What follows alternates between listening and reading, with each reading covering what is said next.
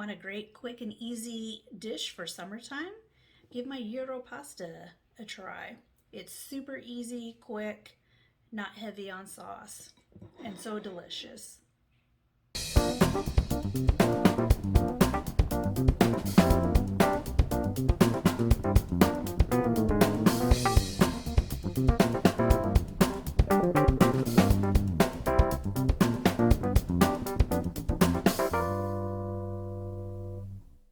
Hello and welcome, friends.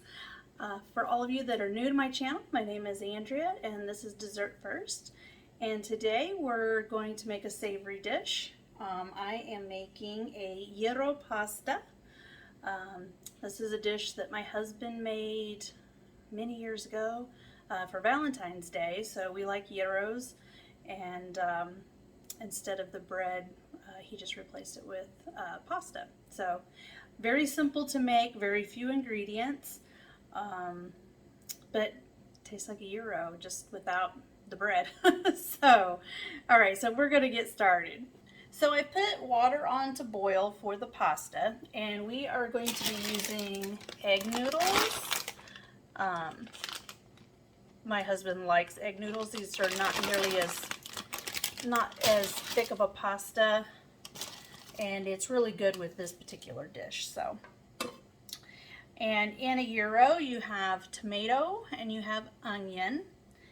Not typical in a gyro is artichoke hearts and olives, but we like them, so we're going to add some to it. You can leave them out or go ahead and try it. So I'm making enough for just the two of us for tonight because this is not a dish that's going to heat up well, so you'll want to make it in a smaller batch. The artichoke hearts are just packed. They're the whole ones. They're just packed in water. I chopped up maybe 5, so about this size, and I just quartered them. So just cut it in half, and again, and again. And then I put it in a little strainer over a bowl just to get some of that extra water out. But most of it is out. So I'm just going to go ahead and put that in there. And then the olives we are using, and I'm probably going to mispronounce this, they're the Castelvetranos. These are the pitted ones. They have pitted and unpitted, and they sit them next to each other. So make sure you grab the right one. So, but they're really good. They kind of have a little bit of that green olive kind of braininess to them, but they're a lot more firm, like a slightly underripe olive. So they have a great flavor. So we're going to add those. I maybe 8 or 10, and I just sliced them in half. So we're just going to dump those in the bowl there with the artichoke hearts. You could use regular green olives, you could use black olives, you could use Kalamata olives, or none at all if that's your preference. So now for the onion, I'm just using a yellow onion. I just have a small one here that I've cleaned, and I'm going to just cut this in half. And we want this pretty thin because it's going to be raw. It's not going to be cooked, so you don't want like a big chunk of raw onion. So we're just going to slice these pretty thin. And you don't need a lot.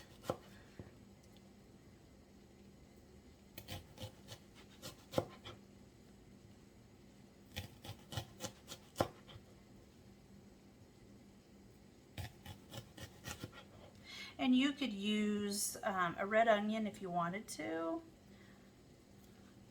if that's your preference. So now that I've sliced them, and you can see they're pretty thin slices. So they're about maybe 1/8 of an inch thick. They're not 1/4 of an inch thick. And then I'm just going to run the knife through one time. So then you get smaller pieces. You don't want your onions to be too big, too chunky. So I'm just going to dump that in the bowl with the avocado and the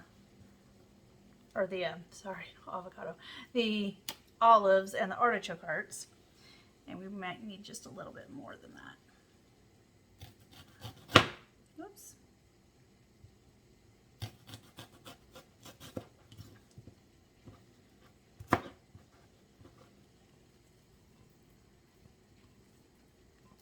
That's probably good. Okay. And then we've got a tomato. This tomato, absolutely beautiful, from the grocery store of all places. So I think we're actually going to cut it in half this way. And then I'm just going to cut it there, and then I'm just going to cut it kind of into wedges. So, and your tomato can be a little bit bigger. It does not have to be skinny like the onion. You don't want to be able to see through your tomato. You just want the chunks to be kind of bite size. All right, let's get that little core out of there.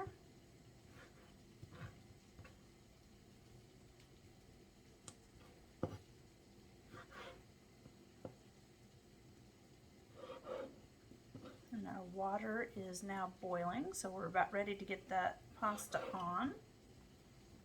Okay. So you can see the pieces, how big they are. So we're just going to dump those into the bowl. And I'm going to continue cutting this. Get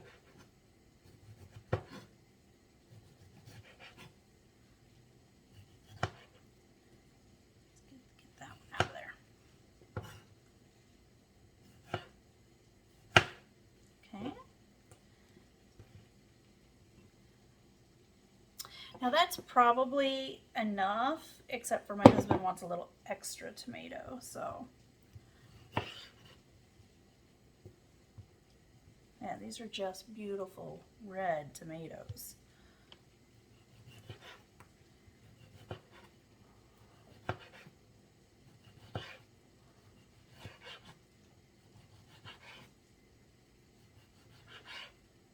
we go. All right.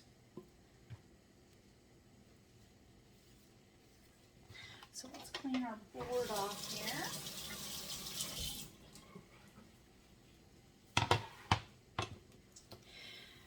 Now, the gyro meat, if you live in a larger area, you may have like a European style market or just grocery stores that carry a bigger variety of international style foods. It's getting better in my area, but it's still not there. But thankfully, we were in Costco and found in the freezer section this gyro slices, and it was frozen. And honestly, when we did have a European market, it was frozen there, and this tastes basically like what we got there. So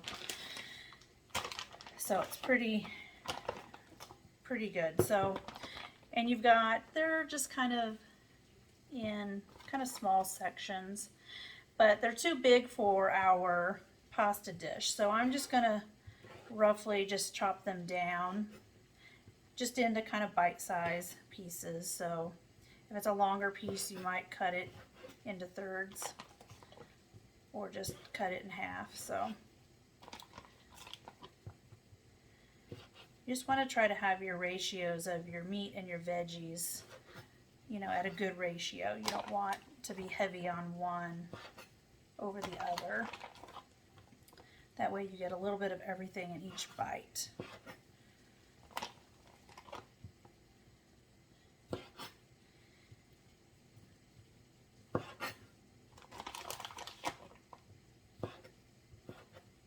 Okay. It's probably going to use about half of this, so.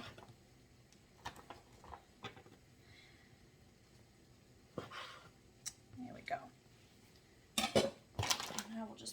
rest of that in the fridge, and we'll make some more tomorrow, maybe for lunch or something. So this gyro meat is beef and lamb, which is what you're usually going to find. So I'm going to go ahead and dump my noodles in the water. I'm going to only dump about half of this bag, and this is a 12-ounce bag. So I've got a taller pan here. You could use a saute pan. I'm just going to, once the pasta's done, I'm just going to dump everything into this pan with the meat and mix it up. So that's why I have this pan. Give that a stir. So I've got the heat on medium, and I'm going to use a little bit of avocado oil. The meat has quite a bit of oil and fat in it, but to get it going, I need a little bit. So that's about a teaspoon or so of oil.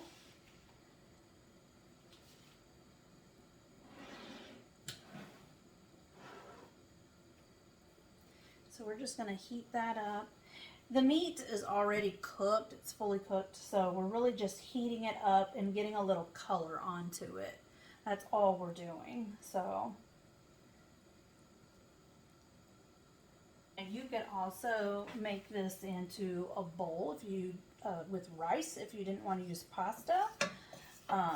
We have a little Greek restaurant downtown that we really like, and I usually get their bowls. So it's just pasta and then whatever meat that you want, and then onion and tomato, and it's so simple but so good. So really this isn't that far from that. So alright, so we've got our oil kind of moved around there. It's probably not hot enough yet, but maybe it is. Okay, so we're just going to dump that in there.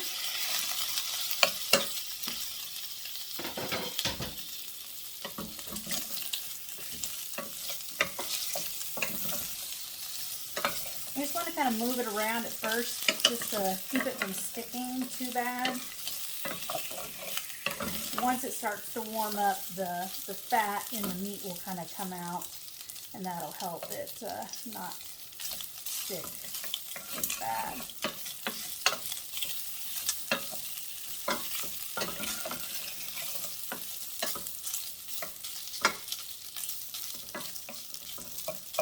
And I'm going to turn this down to like between medium and low.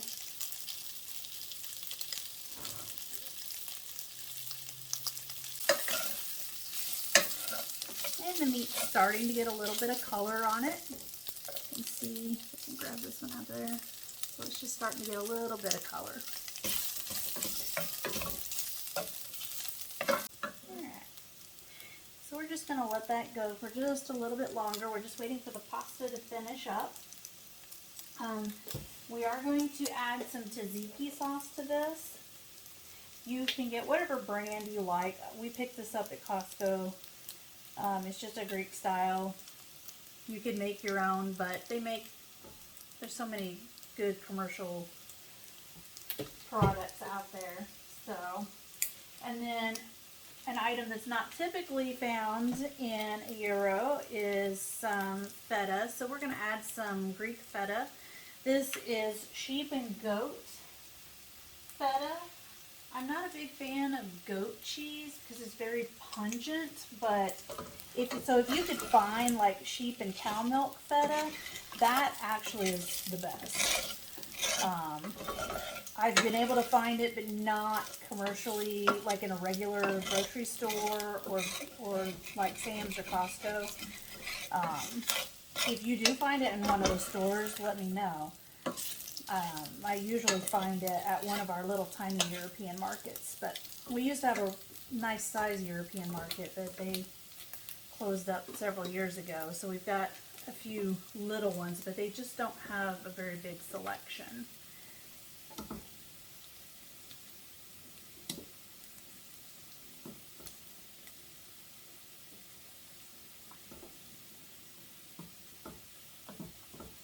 Alright, right, so I've shut the heat off from underneath the meat because it's done.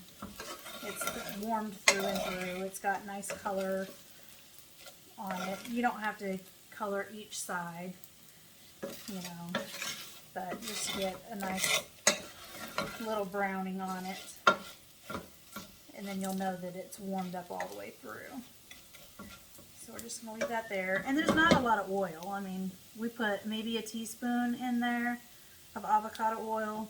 And so there's not a lot. There's nothing to worry about. You could dump that onto a paper towel and let it drain, but I'm not going to worry about it. So.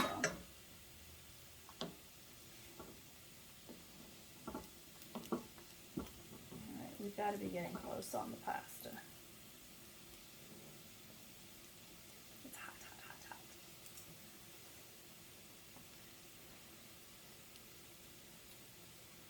Not quite. Almost though. I always taste my pasta to make sure it's at the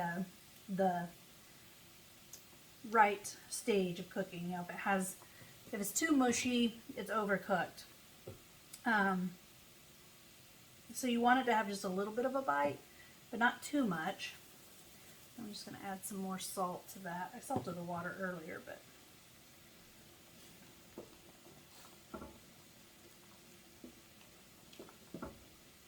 I find this dish great for the summertime because it's not got a heavy, like thick cream sauce to it. It's got some fresh veggies, so it's just a little bit on the lighter side. Because we're not putting a ton of tzatziki sauce in this, so. Alright, let's see where we're at now.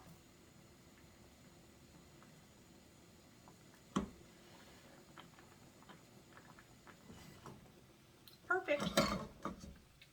It just has a slight little bite to it. I just drained that out, so I'm just going to dump that right in. A little bit of water is going to help kind of pull those bits up off the bottom. There we go. So we're just going to give it a little bit of salt. The meat has salt in it. The tzatziki sauce is salty. The cheese is salty, but we've got some fresh veg in there that doesn't have any salt. So we're going to add a little bit of pepper. And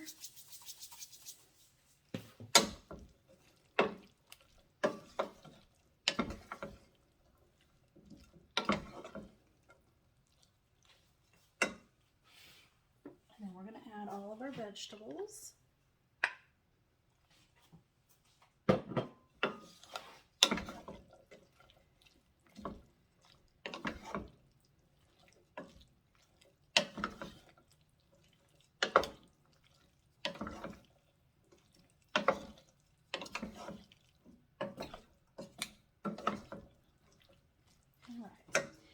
And now for the sauce, we're just gonna, and you're just gonna add however much, kind of just to taste. So a couple of big spoonfuls there.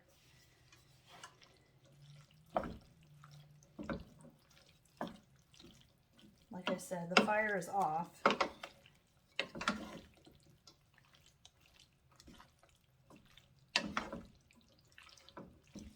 Maybe one more.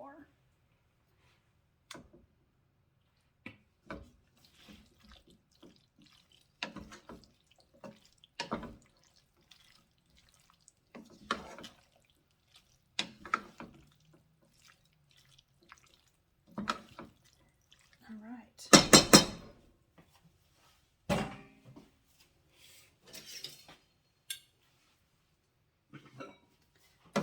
Dish some of this up into our bowl.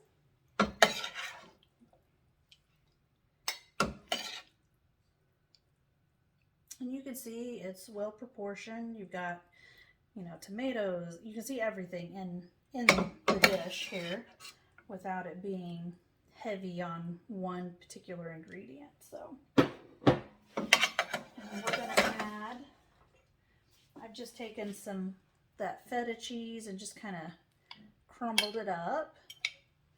This feta was packed kind of in a kind of, not really water, but in a little bit of its liquid, its brine. So I find those are better. They're not dried out like the dried crumbles that you would buy in the store.